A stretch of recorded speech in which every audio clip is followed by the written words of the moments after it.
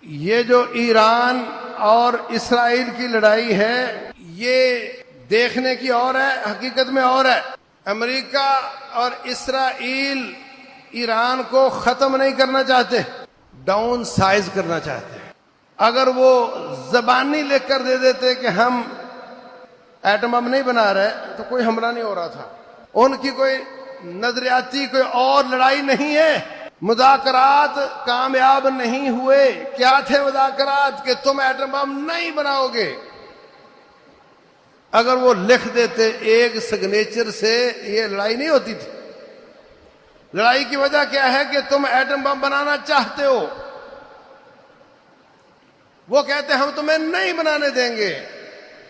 وہ down size چاہتے ہیں، ختم کرنا نہیں چاہتے ہیں۔ مگر اس کے ساتھ وہ جو شکار کرنا چاہتے ہیں، امریکن صاف صاف کہہ چکے ہیں کہ ہماری افغانستان میں شکست کا بڑا سبب پاکستان ہے۔ ان کو یہ بات بھولی نہیں ہے۔ وہ اس کا بدلہ لینے کی کئی کوششیں کر چکے ہیں مگر کامیاب نہیں ہوئی۔ وہ آپ نے کبھی کیرم بورڈ دیکھا ہے؟ وہ ایک کو مارتا ہے، وہ اگلے کو مارتا ہے اور وہ کہیں اور جاتا ہے۔ اور بسا اوقات پہلے کو مارنا مقصد نہیں ہوتا، مقصد ہی اگلے کو مارنا ہوتا ہے۔ مقصد یہ ہے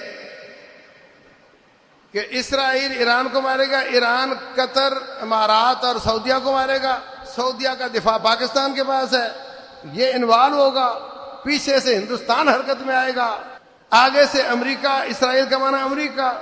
تو ان کو انوالو کرنا، اور یہ بیان آج ٹرمپ نے دیا ہے کہ مڈل ایسٹ میں بہت خون بہنے جا رہا ہے، اللہ ان کے منہ میں آگ بھرے۔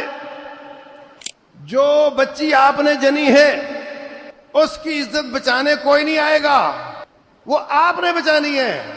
ہمارے پاس اتنی فوج نہیں کہ ہر گھر کے سامنے فوجی کھڑا کریں، اس کے لیے تیاری کرو۔ جو شخص کمیٹی ڈال کر فریج لے سکتا ہے وہ پستول بھی لے سکتا ہے، لائسنس بھی بنا سکتا ہے۔